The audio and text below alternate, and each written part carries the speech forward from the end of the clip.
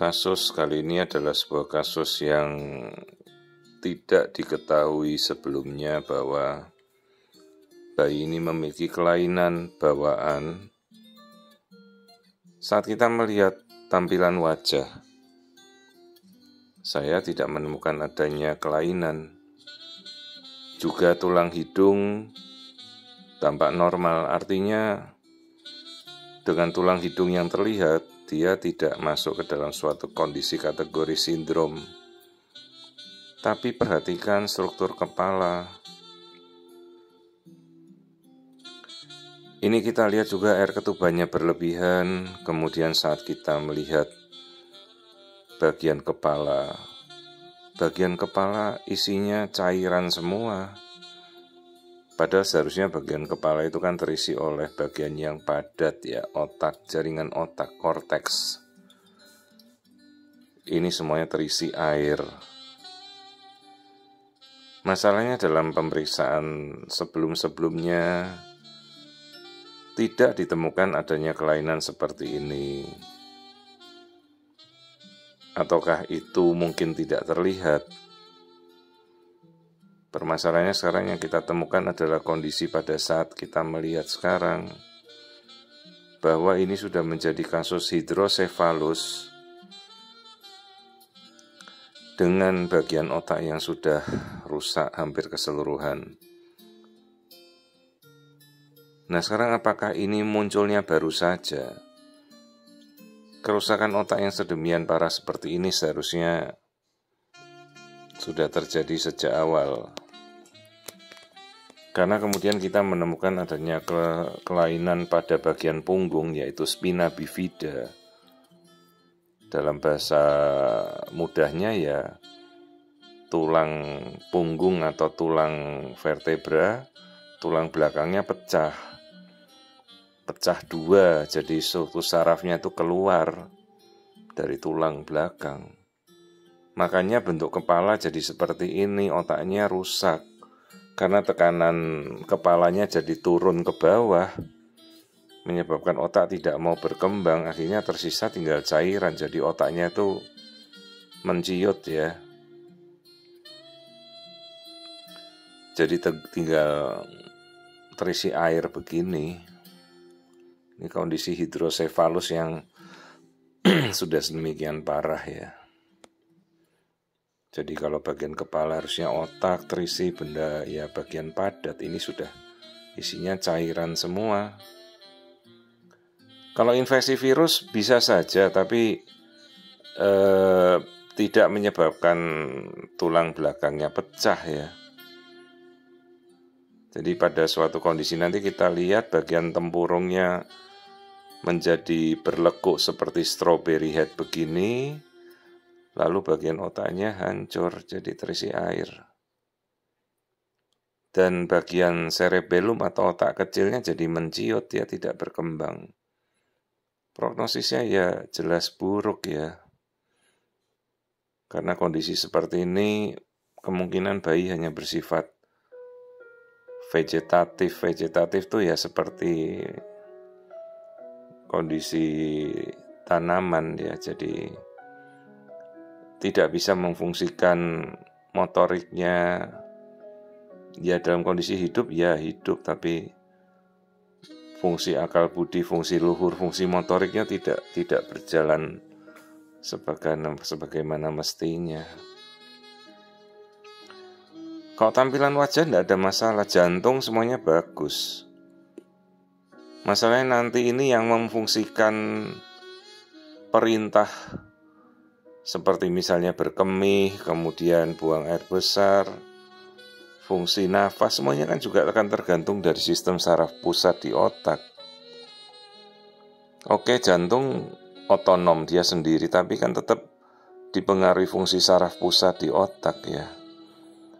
Ini lambungnya tidak terlihat pengosongan yang cepat, jadi kelihatan pada ketubannya itu berlebihan.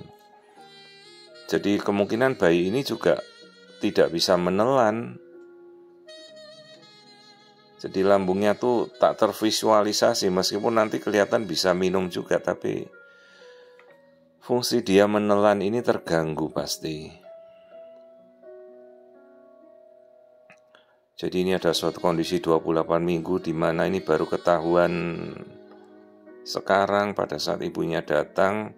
Ini bagian tulang ekornya, lihat ada yang menonjol seperti balon hitam, itu sarafnya keluar dari tulang ekor. Jadi tulang punggungnya, tulang vertebranya pecah.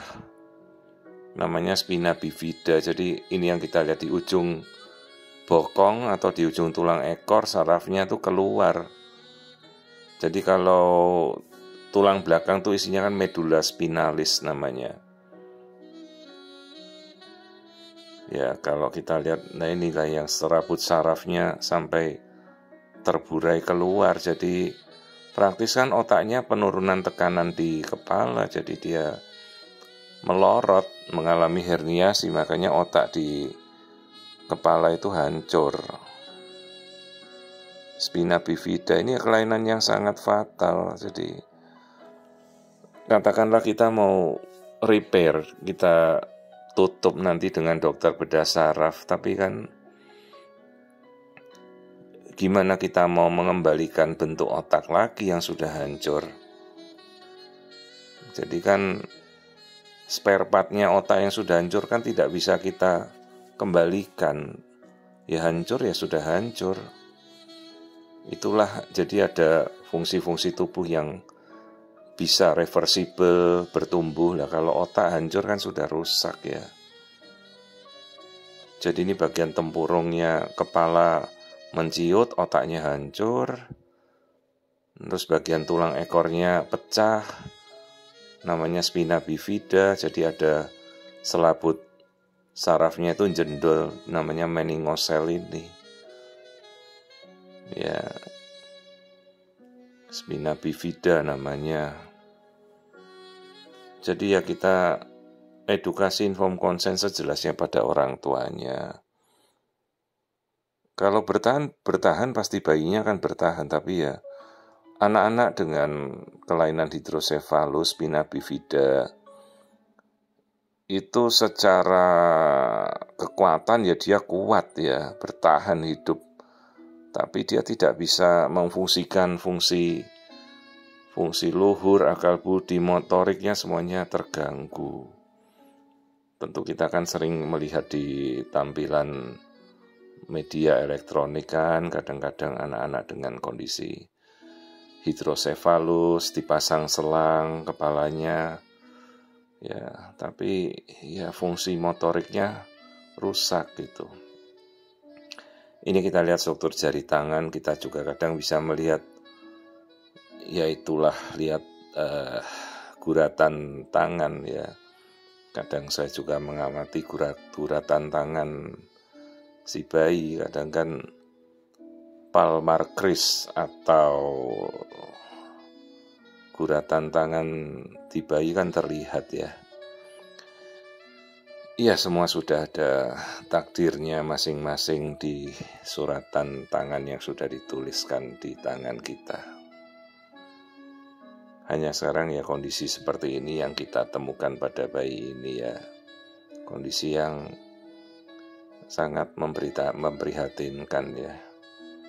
Sejak dari dalam kandungan dia sudah cacat struktur otaknya, struktur tulang belakangnya. Jadi ya kita jujur, kita beritahu pada orang tua ya memang kondisinya sedemikian berat. 28 minggu baru ketahuan kondisi ini, hidrosefalus, spina bifida, dan meningocele. Dengan prognosis kedepannya mungkin sangat-sangat buruk ya. Inilah kondisi kelainan bawaan yang sedemikian beratnya.